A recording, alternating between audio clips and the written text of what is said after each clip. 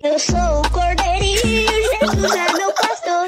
Eu sou o Senhor bendito e Cristo me salvou. É mentira da barata, olha só.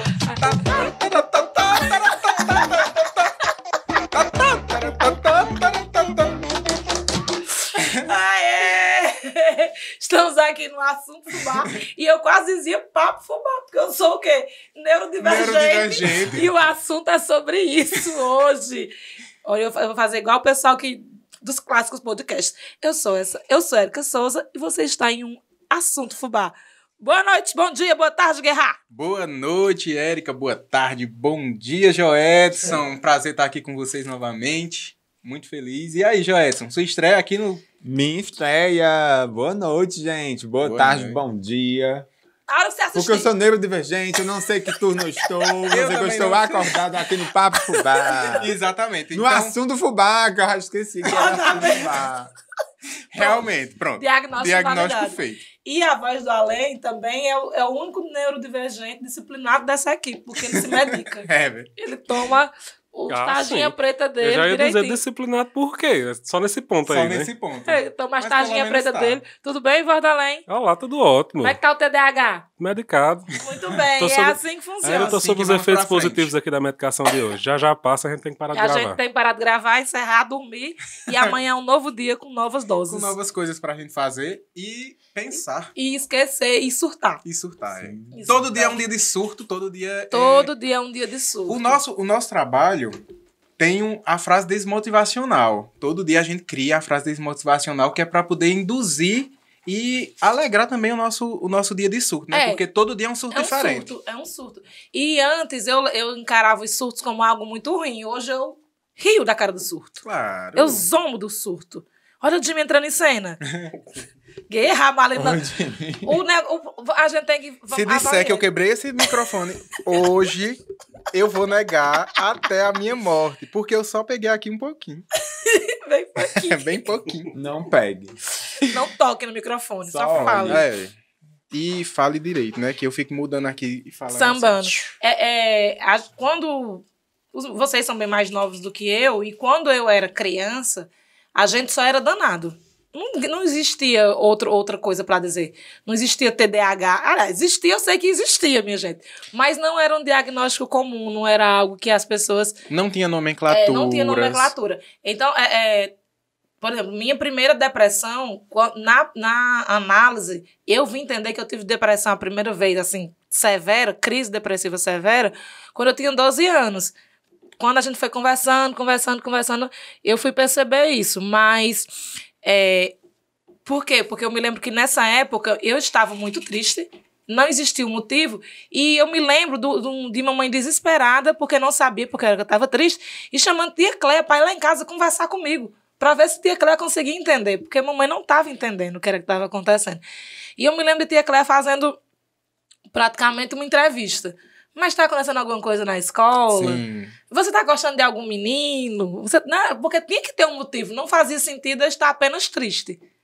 E isso, depois de muito tempo, na análise, foi que eu fui olhar e disse, meu Deus, passada, chocada, vendo agora que eu já era depressiva na puberdade e não se tratava. Esses termos como estresse, estafa, também, para mim, foi uma coisa que já veio no começo da vida adulta, né? Hoje a gente, você vê as crianças dizendo, Anitta, minha filha, eu tô estressada, eu faço... Não sabe o que é estresse. Não sabe o que é estresse, não sabe mulher, o que é estresse. Tu não sabe lá o que é estresse. E tem coisas que a gente só... convive, que a gente percebe. Quando a gente passa por diagnósticos, que a gente começa a observar algumas coisas na gente e nos nossos pares, né? Nos nossos ambientes, a gente começa a conversar sobre isso e observar. E a gente percebe que a minha geração, em geração inteira, ela não foi tratada na infância.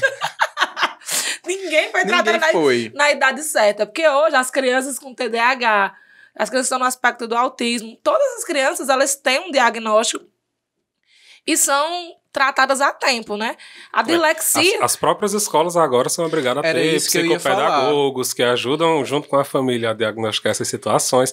No nosso tempo não tinha isso, né? Hoje já tem um entendimento muito antes, porque quando se identifica qualquer coisa, a família ela já tem um certo conhecimento, porque é algo que está sendo discutido na sociedade, né? As pessoas elas já estão mais atentas a essas questões, e também tem esses outros pontos. No caso da criança, tem a escola que também já está se preparando, já vem se preparando ao longo do tempo para poder abordar, acolher e saber conversar a respeito desse tipo de coisa.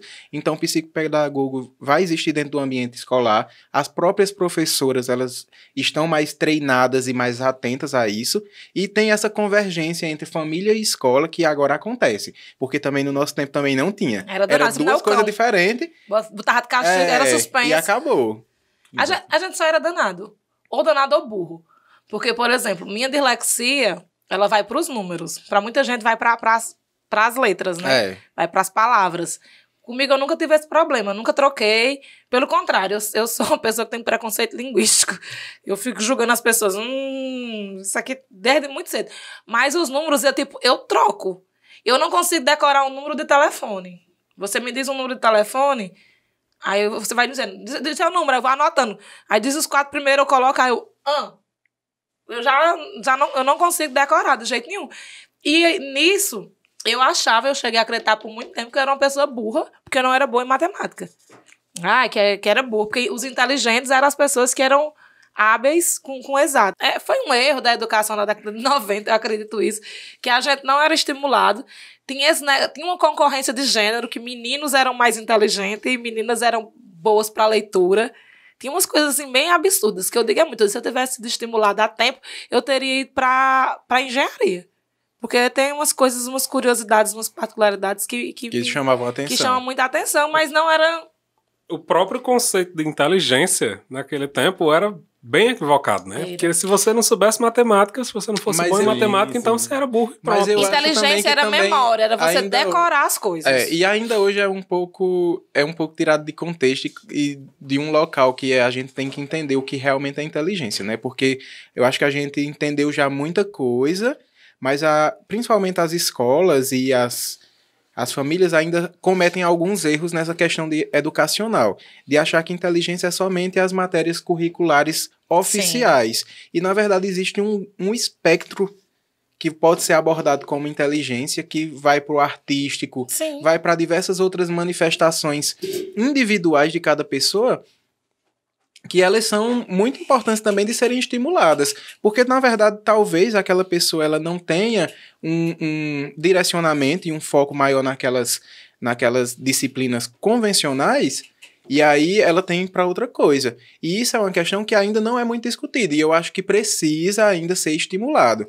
Na minha época, eu tinha muito problema por conta que eu também tenho dislexia, e eu troco as letras. No meu caso, é tanto na leitura, para mim, funciona como se o meu cérebro, ele lesse sim, primeiro do que eu, sabe? Então, assim, ele é como se ele estivesse avançando.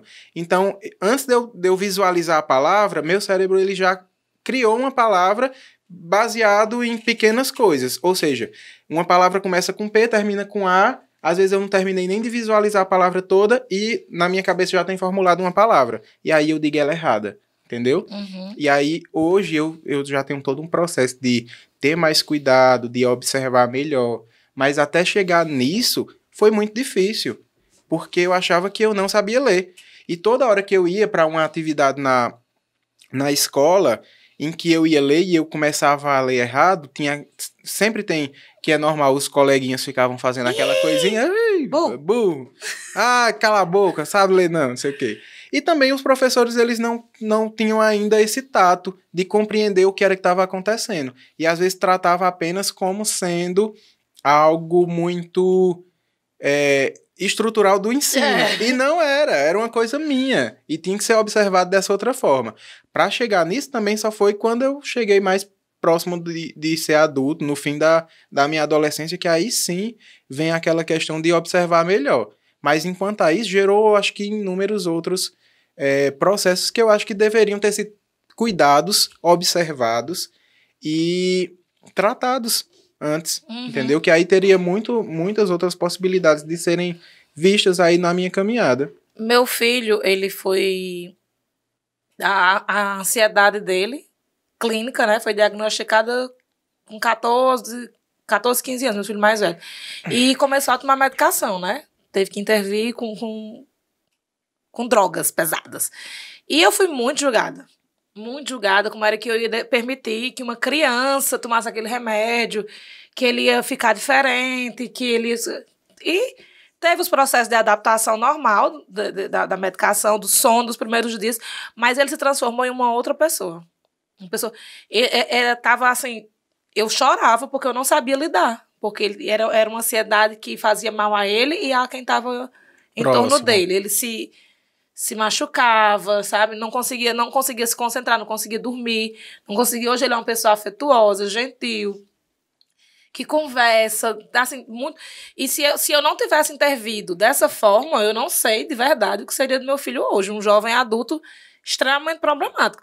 Aí, com esse exemplo meu, eu observo algumas pessoas e eu penso, será que se ela tivesse sido tratada no começo da adolescência, ela estaria desse jeito? Não estaria melhor? Eu acho que é exatamente isso. Assim, quando você passa a se perceber seus comportamentos anteriores da infância, na sua pré-adolescência, nos ambientes que você frequentou, seja escola, seja ao grupo de amigos ou sem amigos também, é que você passa também a observar aqueles que hoje você consegue identificar algo. Porque, assim, eu fui uma criança muito silenciosa, muito calada, assim, até pelas minhas próprias fotografias eu percebo que eu não me enturmava, não conseguia me incluir, não conseguia falar. E hoje, como eu sou o mais velho de 4 irmãos, eu percebo que, tipo, eu sou muito mais dedicado a fazer com que eles falem, né? Porque eu percebo aquele silêncio como um tipo de diagnóstico de algo que precisa ser melhorado. Uhum. E aí eu acho que a pandemia, principalmente, trouxe tantos efeitos, e dentro do campo educacional, dessa questão da socialização das pessoas, principalmente na infância, é algo muito problemático que eu acho que vai ser um efeito de anos e anos e anos. De anos, né? Assim, mesmo na escola, eu pude acompanhar ultimamente a volta presencial do meu irmão mais novo, e tipo, ele totalmente sem conseguir falar muito na sala, e muitas vezes a professora não tem paciência com essas crianças, e aí, ao invés de se expandir, voltar e a tentar construir uma socialização, né, no campo educacional, ele fica mais bloqueado ainda. Então, assim, eu acho que muitos diagnósticos precisam, sim, de uma estrutura para receber essas pessoas, para receber essas crianças, principalmente na infância, porque eu acho que de 0 a 6 anos é a primeira infância, né, que acontece. Eu acho que é nesse momento que, se a estrutura não funciona, eu acho que aí é que aumenta mais o diagnóstico, assim, né? Não entendam errado essa história da gente dizer assim, se tivesse sido tratado na infância, vamos tratar na infância, na adolescência. Se você já é adulto, pai de família, trabalha, e percebe que sua cabeça gira numa frequência diferente da dos outros, em algum critério, não acho que eu deveria ter ido atrás disso na infância ou na adolescência. Há tempo. Não, vá atrás, procure um profissional, um psquiatra, um psicólogo e conversa sobre essas diferenças. Começou a tratar depois dos 30. Eu comecei a me tratar depois dos 30. E assim, por exemplo, aqui mesmo, hoje, já aconteceu diversas vezes. Eu vivo num exercício constante de concentração, porque eu perco o foco muito rápido. Muito rápido. Quando a gente estava conversando aqui antes, Paulo Júnior mostrou alguma coisa no celular, Jimmy.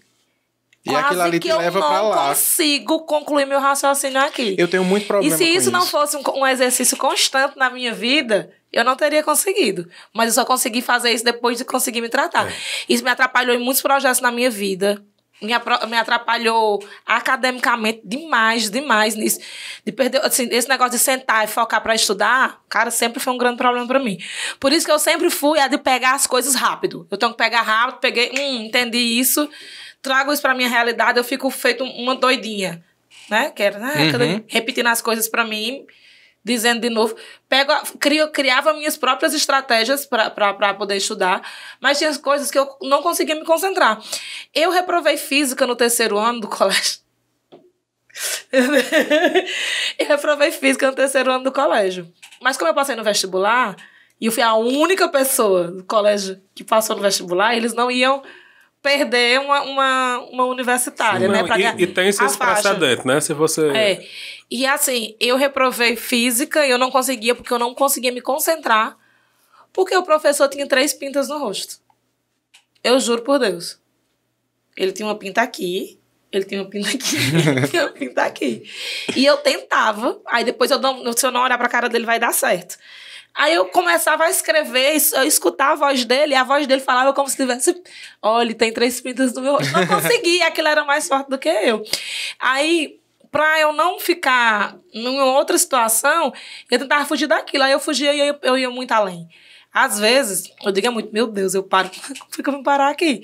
Porque eu tô pensando numa coisa e eu vou escalando. Olha, esse negocinho aqui verde... Ai, verde é a cor que aquela menina tava usando naquele desfile em Fortaleza. Igual em Fortaleza, naquele dia que eu tava lá. Que eu comi polvo. Nossa, comer polvo é muito ruim. A carne de polvo tem uma textura estranha, como se fosse cartilagem. Me lembrou alguma vez que eu tava na casa de tia Lúcia e tinha um negocinho da... E eu vou tal hora. Viaja. Eu tô num universo que não faz o menor sentido. Desse jeitinho, desse jeito. Eu digo assim, como foi que eu vim parar aqui? Não, e isso acontece em segundos. Segundos. É muito rápido. Eu falei pausadamente aqui pra poder ter um contexto. Mas é muito rápido. Mas foi porque assim, a gente tá aqui gravando esse programa e minha cabeça... Vrum, pronto, Ela foi vai embora. Nesse momento. Exatamente, nesse momento. E aí você... Pera, calma, preciso voltar.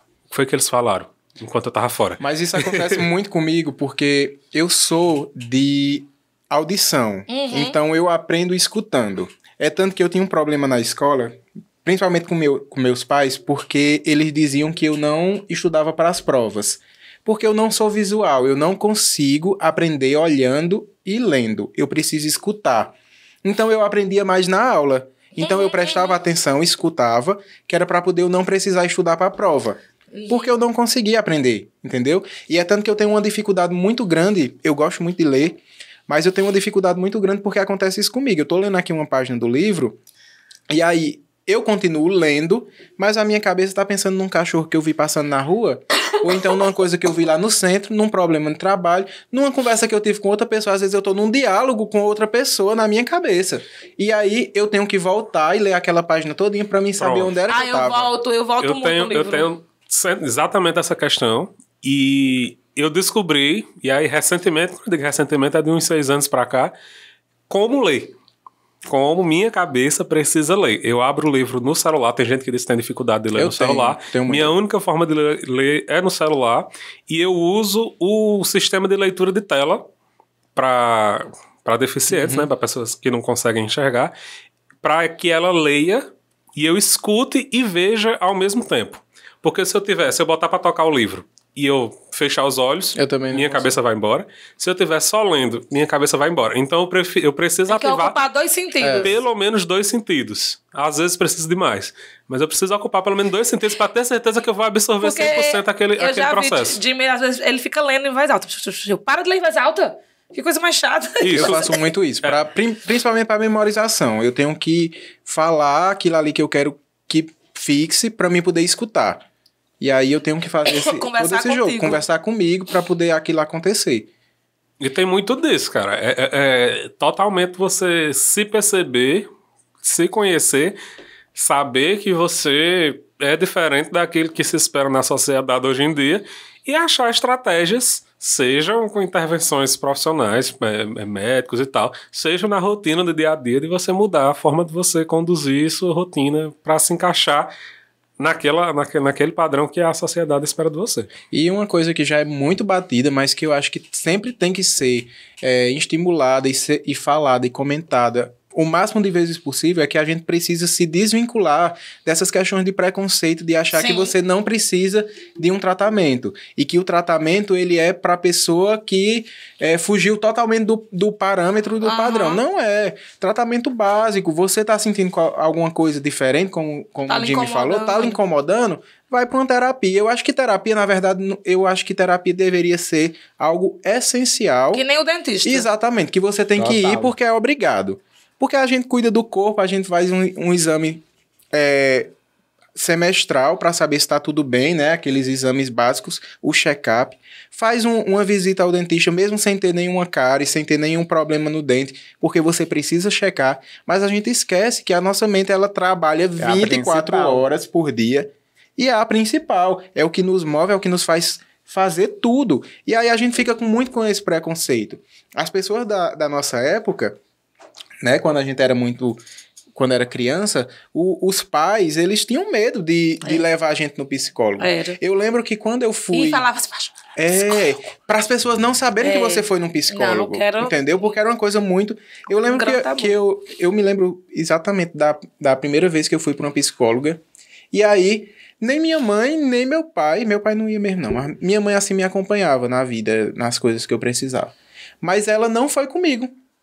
Porque ela não se sentiu à vontade de me levar no psicólogo. Então teve que uma tia minha tomar a frente e dizer assim, esse menino precisa ir no psicólogo por diversas questões. E aí foi alguém de fora para me levar. Teve que intervir e teve também o trajeto, que eu acho que muito significativo também. O fato, por exemplo, de você estar ali acompanhado com alguém como sua mãe. Segurança, né? Segurança.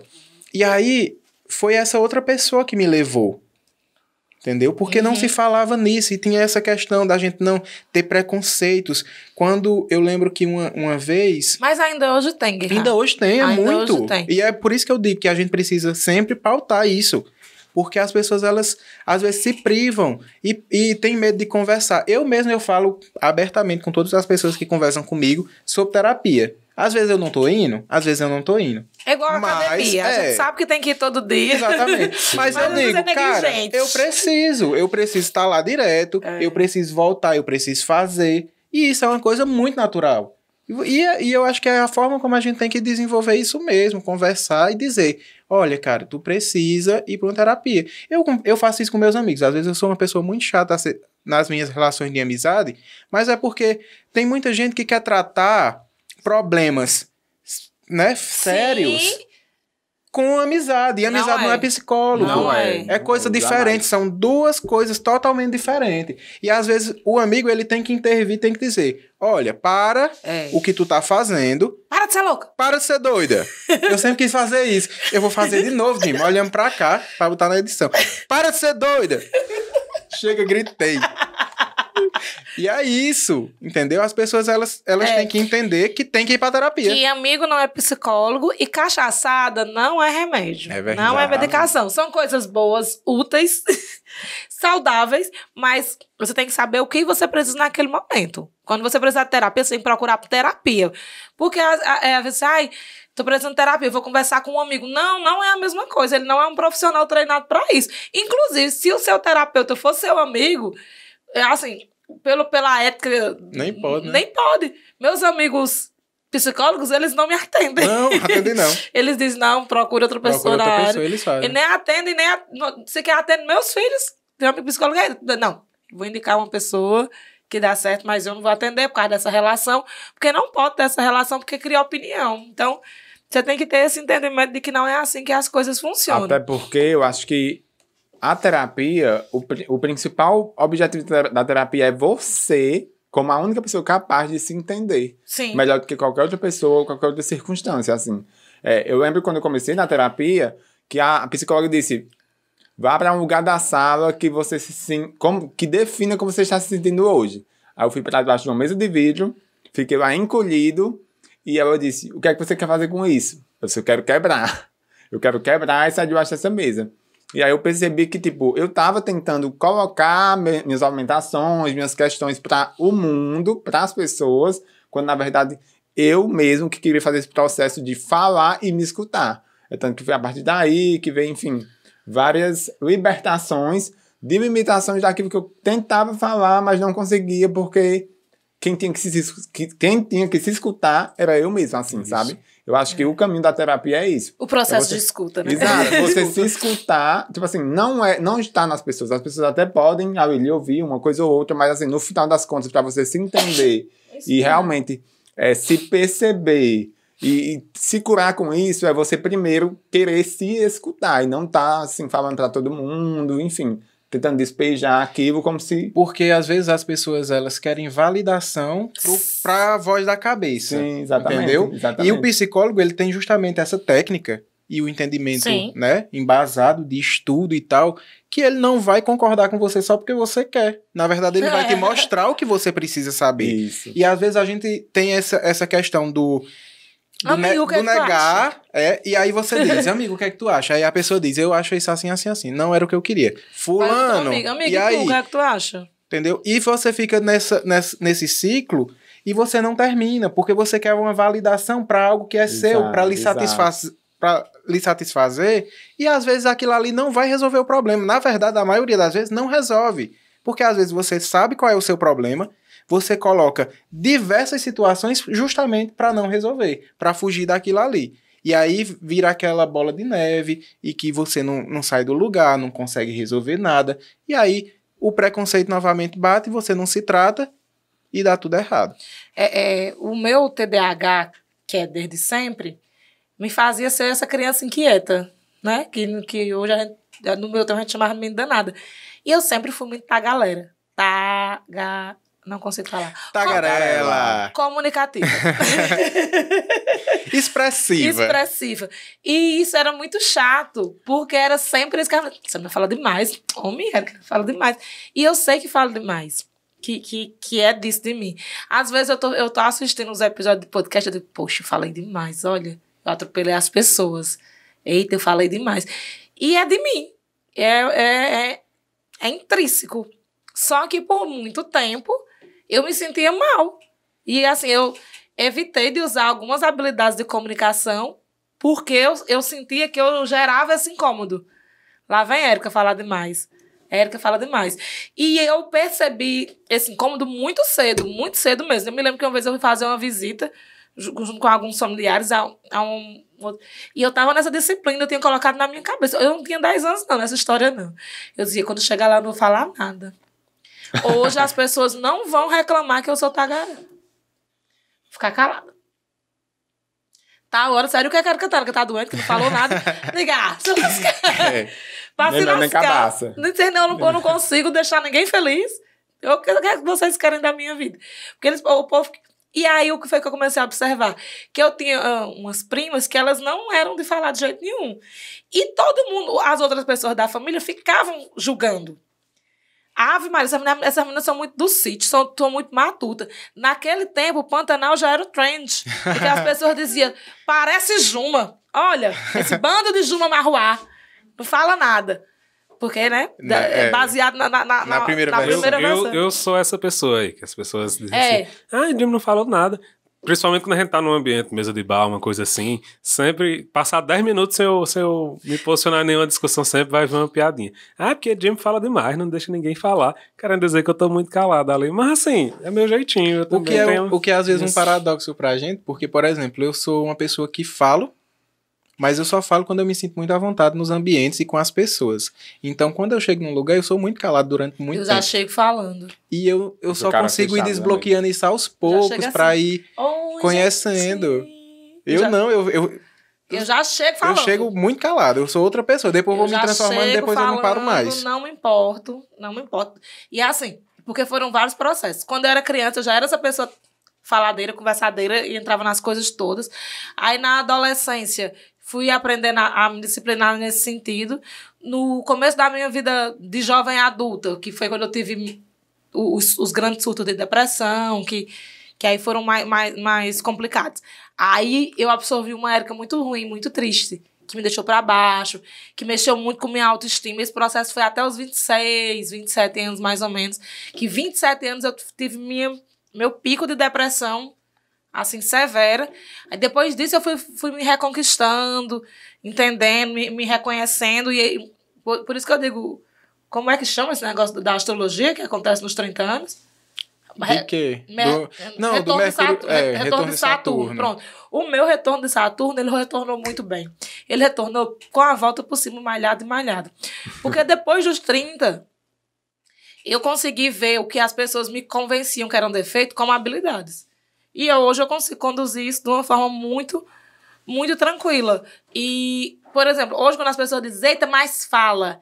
Nossa, ela fala muito alto. Nossa, ela fala demais. Eu digo, fala mesmo. E tá bem, por isso. Uma vez a pessoa chegou na minha sala e falou assim, eita, mas vocês falam, né? Tava ali embaixo, eu escutei. Eu disse, depois da próxima vez, quando for amanhã, a gente vai falar mais alto pra quando a senhora chegar no estacionamento, a senhora já escutar.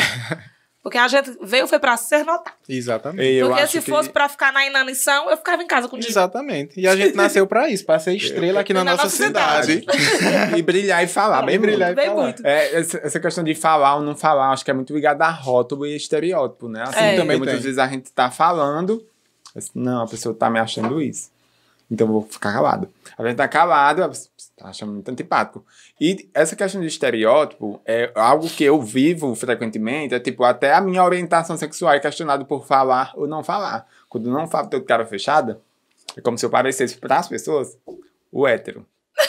Sabe assim? O hétero, sério, não sei se por conta do estereótipo do padrão, da pessoa gay, enfim. Aí quando eu faço, é viado. Isso! Abriu a boca, É gay. escancarou tudo. Então, assim, por muito tempo, as minhas decisões em falar ou não falar era tipo assim, é como se eu estivesse escolhendo qual imagem eu estava passando.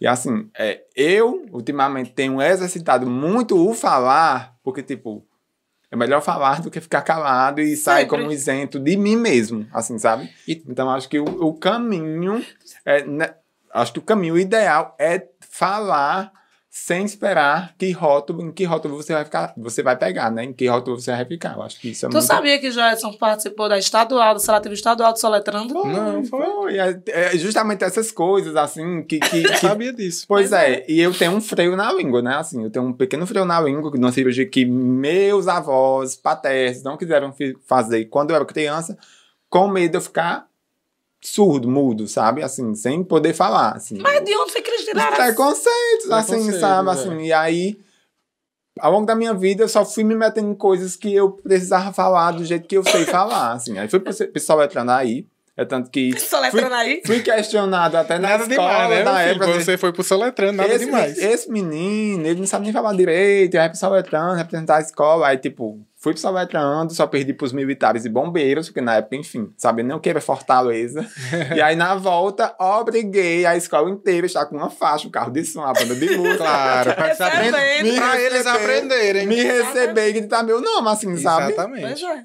E essa questão é muito interessante que Joelson abordou, que eu acho que tem coisas que são nossas. Nós nascemos e temos, e é isso, e tá ótimo. Mas tem coisas que a gente desenvolve. E muito do que a gente desenvolve é por essas questões de expectativas em outras pessoas e também por expectativas da sociedade. Eu não sei, mas assim, eu assimilo muito essa questão dos grandes níveis de problemas que a gente enfrenta hoje em dia serem baseados nessa questão das expectativas de você sempre ser uma pessoa muito bem-sucedida, de você passar num vestibular, de você ter um bom emprego, de você ter uma carreira maravilhosa, de você ter uma família, de você ser casado. Um cachorro do Instagram. Isso, você Muitas tem que ter muita coisa. As próprias redes sociais, elas meio que abriram um sinal de alerta muito grande, porque elas intensificam tudo. Sim. E aí intensificou também essa parte negativa. E os nossos surtos. Sim, porque a gente muita se informação, frustra. é muita coisa assim. A gente tem medo de perder, de não estar sabendo. Sim, e você se frustra muito porque você compara demais, o que você tem com o que a outra pessoa mostra. E às vezes não é nada disso, entendeu? Eu tive um grande problema na época do meu terceiro ano, no ensino médio. Porque só se falava em vestibular. E eu cansei uma hora de escutar essa palavra. Eu não queria mais. Porque todo mundo só falava em vestibular. Parecia que não tinha mais outra coisa para se fazer. Tudo bem, vamos fazer um vestibular no fim do ano. Naquela época não tinha... Era URCA. Vamos fazer URCA no fim do ano. Beleza. Mas vamos, durante esse ano, trabalhar de uma forma com mecanismos que possam facilitar aquele processo. Mas não, era uma coisa tão imposta. E eu lembro que eu até questionei um dia, num surto que eu tive de raiva por conta disso, que eu disse, não, parece que a escola não está preocupada que a gente seja uma pessoa feliz na vida, num emprego que a gente gosta, numa profissão que a gente se interessa. Parece que a escola quer colocar só a nossa faixa lá na frente, dizendo que tantas pessoas passaram. Sim. E isso ainda se repete muito, essa pressão social, que é colocada principalmente em cima dos adolescentes. Isso. Porque eu acho que é quando nós estamos mais vulneráveis. Sem se preocupar com as suas particularidades. Sim. Meu filho sofreu muito, ele passou por várias escolas e ele teve muitos... Ele se encontrou na escola pública. Eu digo muito isso, eu repito muito, que foi a escola que acolheu, que entendeu, que percebeu que ele era diferente. E a forma que descobriram foi muito legal, foi porque o professor de física, numa conversa de sala de professores, perguntou se vocês já viram esse aluno, vocês já viram Eliquiel? Cara, que figura, e com muito conhecimento, que ele tem um HD externo fora do normal. Uhum. E eu falava, aí a professora de redação disse, não, a gente não pode estar falando da mesma pessoa. Porque na minha aula ele não abre a boca, ele não fala, ele não participa, ele não escreve, como se ele não existisse. E a professora de biologia já falou, pois na minha aula é um problema, porque ele diverge comigo o tempo todo, ele diz que eu estou infantilizando a turma. Então, assim, cada disciplina, cada ambiente que ele se percebia, ele era uma pessoa diferente, de acordo com as suas habilidades e gostos. E os professores que perceberam isso, e disseram assim, pô, bora chamar a família pra gente conversar, pra ver se a gente entende um pouquinho dele melhor. Tanto que eu já fui apreensiva pra escola, meu Deus, já estão chamando na escola, porque foi chamado várias vezes, aí a escola atendeu muito bem. Isso era a primeira semana ainda. 15 dias de aula. E eu já fui tensa, eu disse, meu Deus, aconteceu alguma coisa. Aí não, foi porque estavam curiosos em relação a ele. Aí eu já cheguei lá com diagnóstico, que a gente já tinha antes de tudo, e eu não esqueço essa frase. A gente vai fazer dessa escola a melhor escola da vida dele que eu. E fez. Isso fez justamente demais. aí eu acho que não se limita só à matemática, não se limita, Isso. tipo assim, eu detesto rótulos, assim, e esses rótulos são os que paralisam as pessoas, Sim, eu também excluem as acho. pessoas. É muito Então, assim, exclusivo. eu sempre me questionei, eu vou só pra academia e não vou pro vôlei porque não, enfim, não vai dar tempo. Eu vou escolher o mestrado, mas não vou pro profissional mesmo, porque não cabe. No final das contas, a gente se limita tanto e somos autorrotulados diariamente que a gente acaba pensando que a gente é só para uma coisa. Quando, na verdade, a gente só tem a predisposição para fazer tanta coisa. E aquilo que você não tem a habilidade ou que você não se sinta à vontade, não é algo que você tem que fazer. Às vezes também tem o fato de você dizer assim, não quero, não posso, não consigo. Nem é sobre capacidade, não sabe? Isso ali não vai tirar o seu mérito em outras coisas e nem lhe medir. Cara, isso é o mais assustador por causa da pressão da sociedade. Quando eu tinha 19 anos, eu fiz um concurso, estava desempregada, tinha um filho pequeno, né? E eu fiz um concurso para agente comunitário de saúde. Era 91 para uma vaga. Não tinha nada a ver com a minha área. Eu estava fazendo faculdade de letras, mas eu precisava trabalhar. Passei no concurso. E exerci por 1 ano e meio. Eu odiava aquilo ali. Com todo respeito.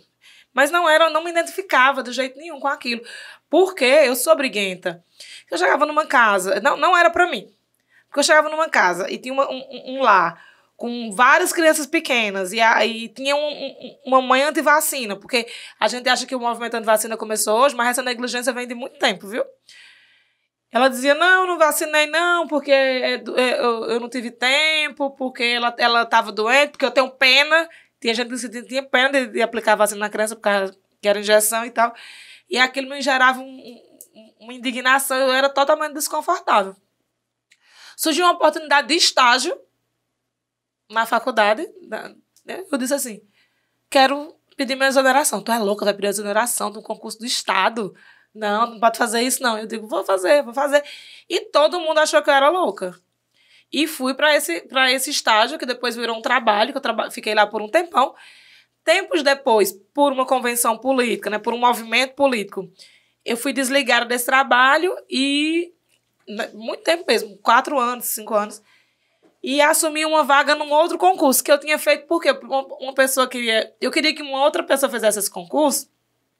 Disse assim, vamos fazer junto. Estudei com essa pessoa, fiz tudo, aí para fazer o concurso, passei no concurso, a pessoa não passou. Aí me chamaram pra vaga, fui. Passei 3 meses e o emprego anterior que eu tinha mudou a gestão e me chamaram de volta para um cargo melhor.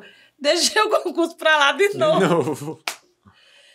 Desconcursada de novo. Érica da exoneração. Da exoneração. E fui fui trabalhar nesse negócio que eu gostava. E as pessoas me julgavam muito, que eu era louca, porque concurso é uma segurança. Eu botei uma caixinha um dia desse no Instagram falando sobre sonhos e viu muita gente falando sobre emprego. Eu digo, gente, de onde vocês tiraram? As pessoas Que confundem eu tô muito. nessa procura de um emprego. É, porque as pessoas Isso existe. elas colocam o nosso sucesso muito baseado ou na profissão, no emprego, ou na sua realização de estudante, né? E Então, nunca e na pessoal. verdade nunca é pessoal. E na verdade nosso sucesso Sim. é um parâmetro geral e amplo. Exatamente. Como é que você tá bem no seu trabalho, como é que você tá bem na sua casa, como é que você tá bem na sua vida e como é que você tá bem na voz da sua como é cabeça. que tudo isso afeta a sua cabeça. Exatamente. Na minha época, eu tive muito problema em me achar dentro de uma profissão. Eu tive muito problema. Porque eu era colocado como alguém que tinha que ter uma resposta. E eu demorei muito para achar essa resposta. Mas o problema é porque a gente é cobrado muito cedo por Muito essa cedo. resposta, cara. Muito cedo. E aí eu não tinha essa resposta, eu não sabia. E aí eu fiquei me batendo em algumas faculdades que não tinham nada a ver comigo. Eu fiz economia durante 4 semestres na URCA, em que eu olhava para aquilo ali e eu dizia, eu não tô entendendo nada. E eu não sei o que é que eu tô fazendo aqui. Mas eu precisava estar ali, eu me forçava a estar ali. Paulo também. Fez quantos semestres de Engenharia de engenharia? materiais. Milhares. Muitos. Caramba, 7 7 semestres. semestres. E aí... É um engenheiro. Isso. E eu fiz só 4 semestres e as pessoas diziam assim, tu vai abandonar isso aqui. Que absurdo. Que absurdo, tu já tá na metade do curso e é URCA. Eu Né? abandono. Nós somos pessoas que Vou abandonam as embora. coisas. Eu abandonei sistemas de informação no 5º semestre com bolsa 100% para um na E isso FAP. me fez muito mal na época, porque eu ficava me cobrando estar ali, fazia um mal danado pro meu Aham. psicológico. E eu me lembro do dia que eu saí da URCA. Eu saí da URCA porque eu cheguei, tava tendo uma aula de estatística, e eu me sentei e tava lá o professor explicando aquilo ali. E como eu falei no início, eu sou uma pessoa muito auditiva, mas matemática e estatística é visual, é você olhar e saber onde é que você vai botar cada coisa, entendeu? E aí, aquilo ali não fazia sentido pra mim. Eu observei ao meu redor e as pessoas estavam com cara, estou entendendo, podiam até não estar. Todos conectados. Todos conectados. E eu disse assim, cara, eu não tô. E deu não, ó. E aí eu fiz o quê? Nesse dia eu tomei, eu acho que a melhor decisão da minha vida, porque eu me levantei, peguei minha bolsa e eu saí conversando comigo. Eu me lembro que eu ficava num diálogo interno dizendo assim, eu tô tomando essa decisão e não tem mais volta. E a partir do momento que eu saí do portão da URCA, eu não volto mais. E eu fiz isso. E quando eu cheguei em casa... Tu não foi nem no DEG lá? Eu nunca fui lá. Dei nem satisfação. Eu não dei nem satisfação. Tá lá, a matrícula ficou, fechou-se por N questões. E aí eu não fui lá nem dizer que eu não queria. Eu fui pra casa e eu disse assim, eu não vou voltar. Porque se eu tivesse ido enfrentar esse processo de ir lá e dizer assim, ó, eu quero trancar a matrícula, eu quero isso.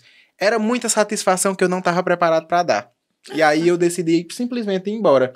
E depois teve toda a continuidade da cobrança de você dizer o que é que você é. Tu saiu de lá por quê? Tu vai fazer o quê? É. E agora tu vai fazer o quê na tua vida? Exatamente. E tu é o quê? Qual é a tua profissão? Bicho, eu não tenho profissão, não sei não. Desempregada. Entendeu? Desempregado. Ou então eu trabalhava com coisas muito diversas e que não tinham muito sentido, às vezes, umas com as Aí outras. você virou dono e proprietário de salão de Fiz beleza? tudo. Eu fiz tudo que se podia fazer, eu acho. E até chegar no jornalismo, que foi um processo realmente de encontro. E quando eu cheguei, eu ainda fiquei me perguntando, será que eu tô no lugar certo? Mas eu persisti no sentido de que me fazia bem. Até estar aqui hoje.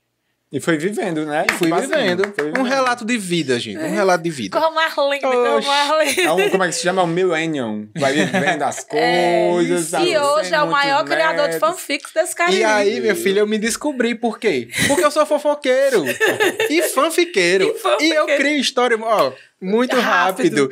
Então, eu tava no canto certo. Eu vou começar a guerrar, a gente cria uma fanfic assim, você tá na nossa frente, Muito você jura que é rápido. verdade. É. Porque começa e eu, não sei o que. Faz Oxe, não tô sabendo não. E depois eu aumento a história que eu, né, Que hoje a ele gente tava mergulhou. falando. Eu boto uma conversa, aí depois eu vou contar de novo e eu, ó, jogo lá pra cima, que eu invento outra coisa. Eu não escolhi nada, me escolheram. Me escolheram. Escolheram. Eu já tava inserido no jornalismo, porque não tinha como não. Só que ninguém nunca tinha me contado. Ninguém tinha me dito que eu tinha que fazer isso. Eu gosto da comunicação, mas gosto do jornalismo, mas eu gosto da comunicação, eu gosto do marketing mesmo, eu gosto da publicidade, gosto demais.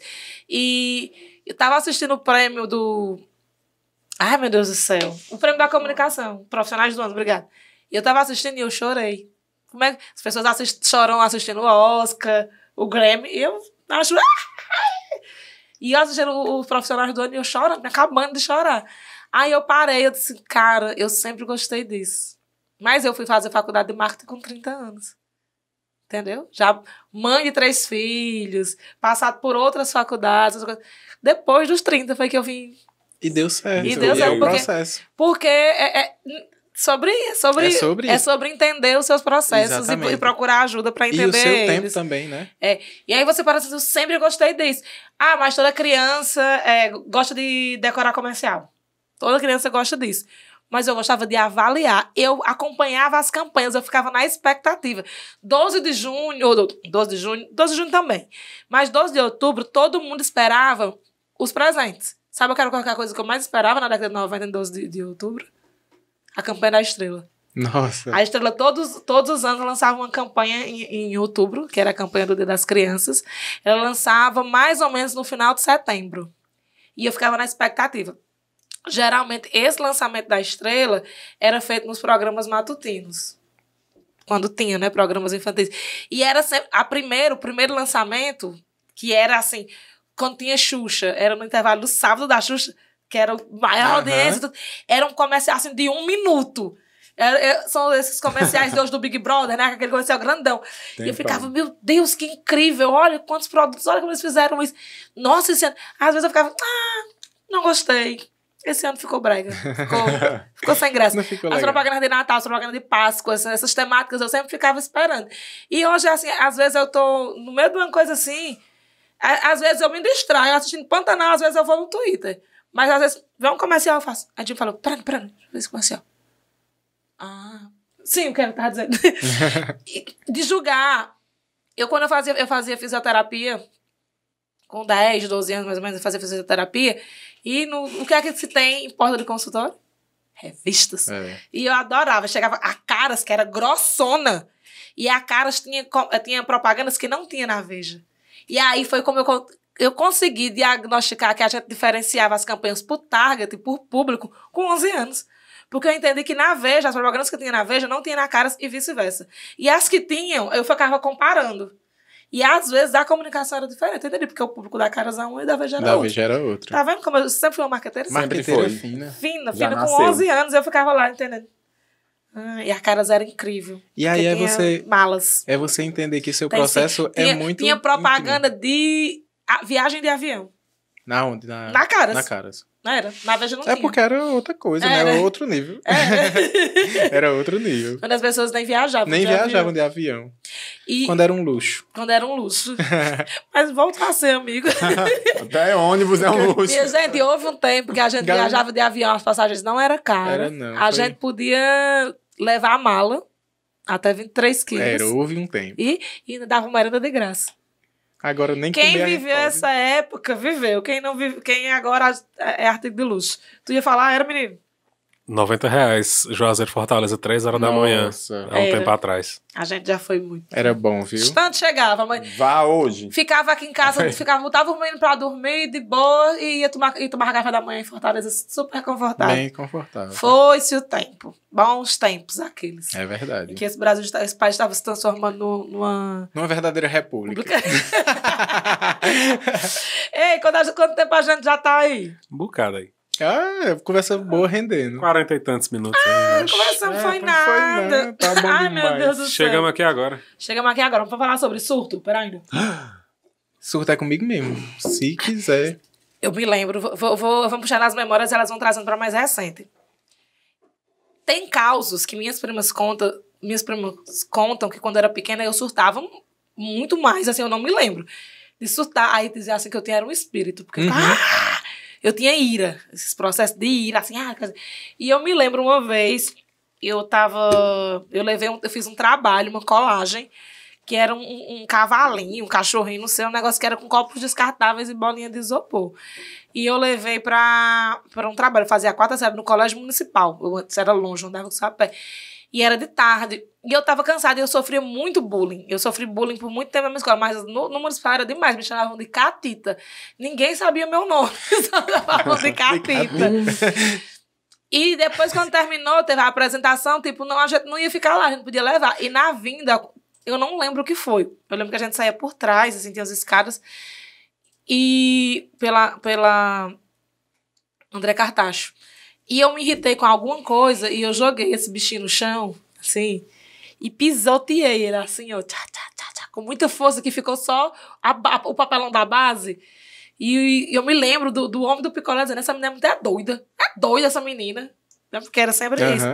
E eu me lembro da minha colega dizendo assim, você também não sabe o que é que ela tá passando? Não fale não, minha colega me defendendo. Você não sabe o que é, eu chorando. E eu vim pra casa e eu pensava, meu Deus, e se alguém perguntar, cadê meu cachorrinho? O que é que eu vou dizer pra mãe perguntar? Cadê? Por que é que eu não trouxe de volta? E hoje eu não tenho mais surto de matar nada, nem destruir cachorrinhos. Mas por muito tempo eu tinha medo de ser agressiva com os meus filhos. Era uma coisa que eu tinha muito medo. Sabe? De ser violenta nesse sentido, de ter alguma raiva nesse sentido. Graças a Deus eu sempre tive uma força superior, agiu em mim. E eu consegui conter o meu ódio em vários momentos da minha vida e nunca descontei fisicamente em ninguém. Porque eu não sei o que eu seria capaz de fazer. Se eu conseguiria parar. Inclusive com essas unhas, né? Eu não sei. Mas, assim, surtos de virar a noite chorando. Surtos de ficar horas em inanição, sem comer, sem querer falar nada. Já fiz muito disso. De cortar cabelo, de mudar a mobília, de querer sair da casa. Teve uma vez um surto que eu disse assim, Jimmy, o problema é essa casa. Aí, Jimmy, como assim é essa casa, Jimmy? A gente precisa se mudar. E Jimmy, mais doida ainda, foi na vida. Foi também. E se mudou. Sem entender realmente o que estava acontecendo, eu dizia, sério? Pois vamos. Jimmy, embora. essa casa, a gente foi, da noite pro dia, a gente procurou outra casa e a gente se mudou, porque no meu surto era aquela casa. Tô falando aí mal. E eu tava me lembrando aqui, vamos puxar os primeiros surtos, né?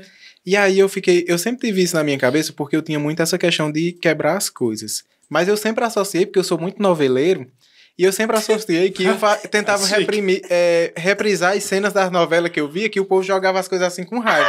Eu sempre fazia aquilo, sabe? Eu sempre já tive vontade de quebrar algum Eu fazia e levava uma pizza.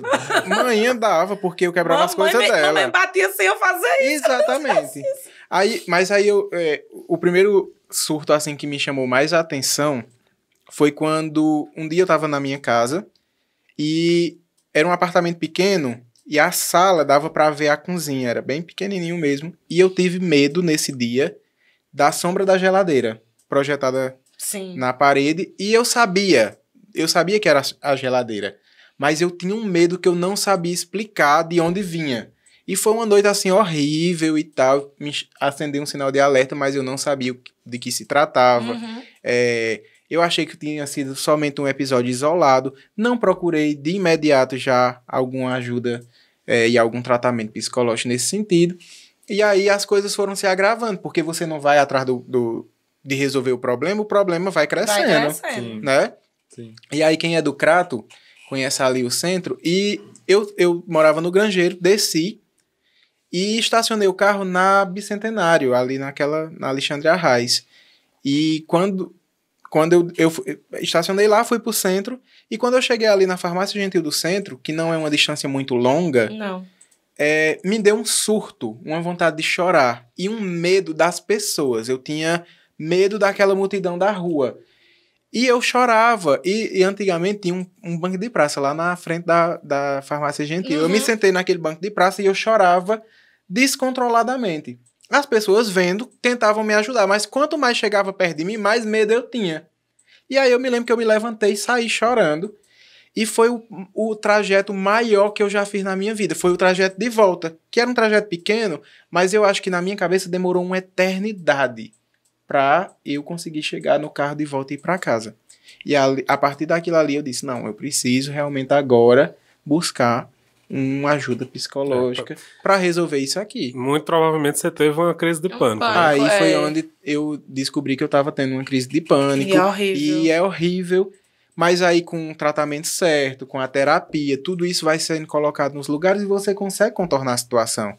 Mas aí você não pode achar que você tem o controle total da história. Porque a cabeça da gente ela é muito de enganar também. Então, o profissional, ele é necessário.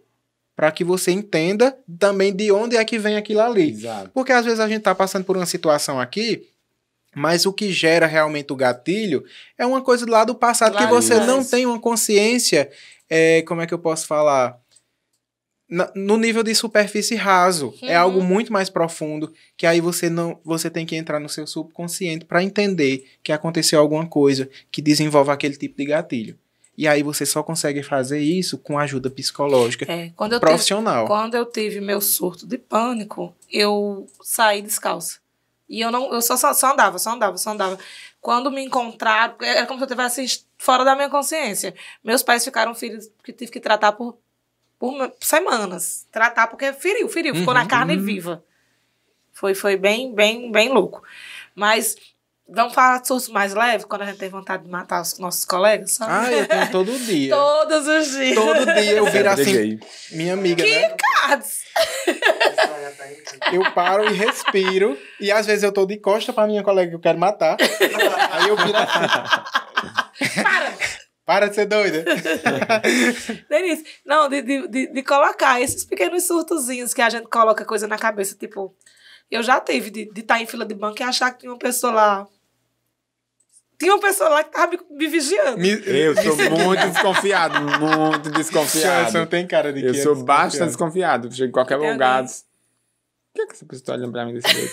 Que é? Tu foi- as Ou pessoas- ela passou por aqui, nem falou comigo. Tipo assim, eu fico colocando responsabilidade nas pessoas pra poder agir de uma forma que eu tô esperando que elas ajam comigo. Só que no final é só surto. É só surto. Eu tinha um negócio E depois eu descobri que é por causa do TDAH, porque assim, como a gente tem essas coisas que limitam a gente às vezes, dessa história do foco e tal, aí eu ficava sempre querendo estar me provando como boa. Aí eu consigo fazer isso, eu vou ser muito boa nisso. E eu, nisso, de provar ser boa, eu queria provar ser boa para todo mundo. E eu tive um relacionamento que me deixou muito abalado com a minha autoestima como mulher. Sim. Né, como mulher, como amante, como essas coisas todas. E ele foi muito comprometido os recursos da relação, entendeu? Pelas coisas que me eram ditas. E eu ficava, o tempo todo querendo que as pessoas, ser boa para as pessoas, agradar as pessoas, querer que as pessoas gostassem de mim. Por muito tempo eu queria que as pessoas gostassem de mim de todo jeito. E tal hora eu liguei um foda-se tão grande que depois disse, não, Érica, melhora um pouco. Porque tu vai... Eu era tudo... tanto faz. Aí depois eu consegui balizar e me transformar na Érica que eu sou hoje. Que eu cuido das pessoas, me importo com as pessoas que eu gosto e mando se fuder quem eu não gosto mesmo. E as pessoas sabem, quem convive comigo compreende muito bem isso. Se não compreender, galera, foi mal. Problema seu também. Então é porque você não está convivendo comigo da forma certa. Quem está errado é você. É você, sempre. Mas isso era um surto que eu tinha, de querer agradar as pessoas, porque eu tenho uma neura de não ser lembrada. Tipo, de ser esquecida, de ser Eu tenho rejeitada. esse problema. Tipo, mas é assim, não nas expectativas do outro. Tipo, por exemplo, as pessoas não quererem a minha companhia. Ou então eu ser uma pessoa desagradável. Tipo... aquela historinha que eu vi no TikTok, que eu ri tanto, mas eu digo, Jimmy, olha aí que história legal. Jimmy, fala, meu Deus, Érica, tu não é que tu acha esse surto? Eu digo, o algoritmo que me acha. Que o menino diz assim, eu tava aqui pensando, será que em algum lugar do mundo, numa mesa de bar, as pessoas conversando, alguém diz assim, eu já fiquei com ela. Eu já vi. E alguém fez, eu já vi esse vídeo e eu pensei a mesma coisa. Porra. Aí diz assim, cara, eu fiquei tão mal, porque, poxa, fazer pra mim, eu tô aqui chorando faz tempo pensando nisso, e assim, tipo... E eu fico pensando, meu Deus, será que quando eu chego as pessoas mudam de assunto?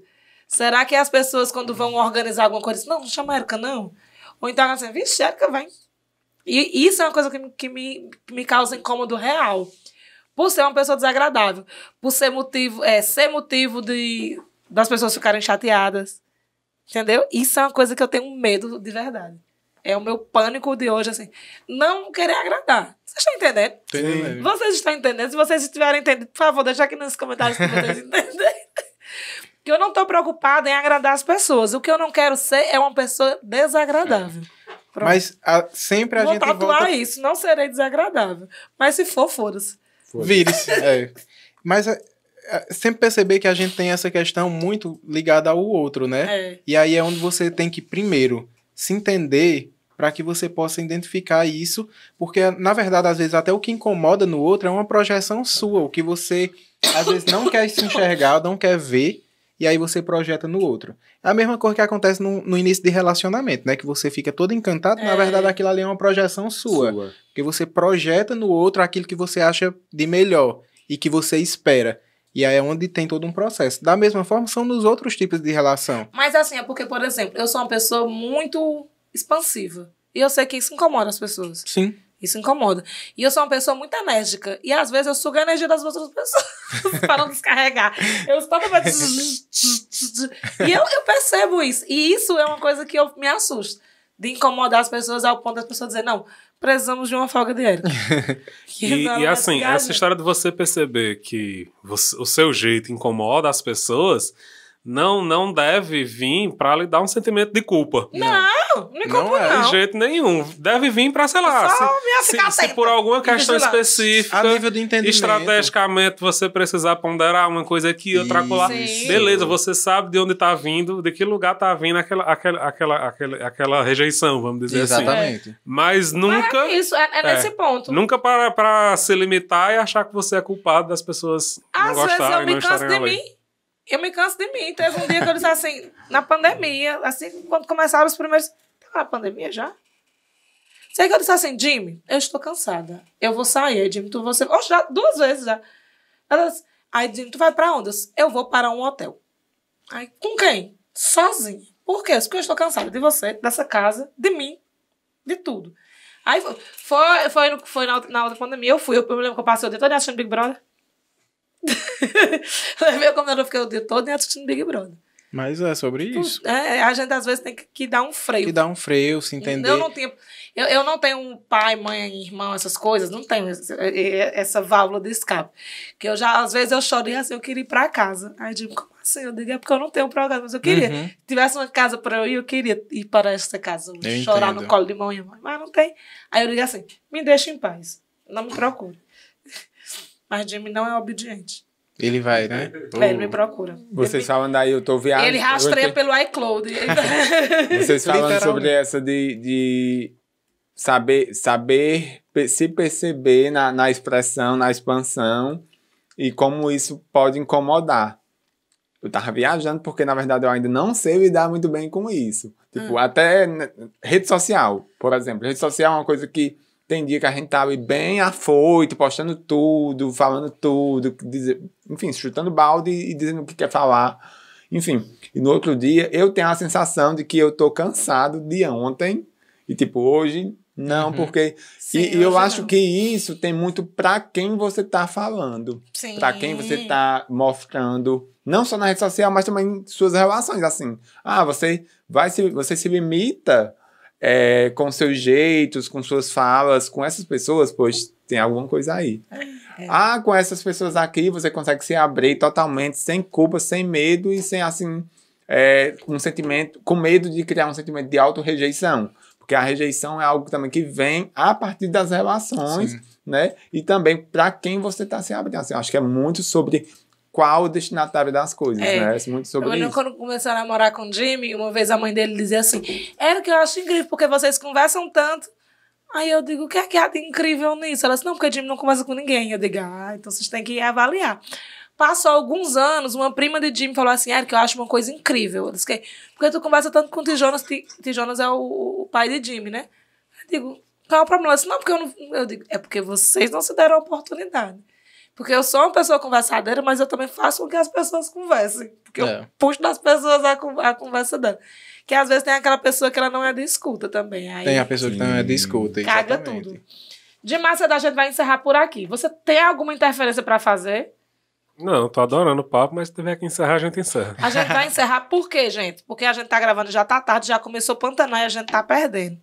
E nós, como os bons pantaneiros que somos, não podemos perder. Então é só por isso que a gente vai encerrar esse programa de hoje. Só por isso, né? Somente por isso. Pra terminar, sejam jumas e não mudas. Yeah! Arrasou. Menino, não poderia terminar de forma melhor. Foi maravilhoso. Joedson, onde é que as pessoas te acham nas redes sociais? Nas minhas redes sociais, acham no Instagram Joedson Kelvin _, no Twitter Joedson Kelvin __, e no Facebook eu não tenho porque eu não gosto. Que é cor de gente chata. E alguém te acha, Guerra, em algum Acho lugar? assim, somente no Instagram, Gerhard_GL. Não me procurem no Twitter, porque eu estou off. Eu lá sou lá profile. Porque lá eu sou lá.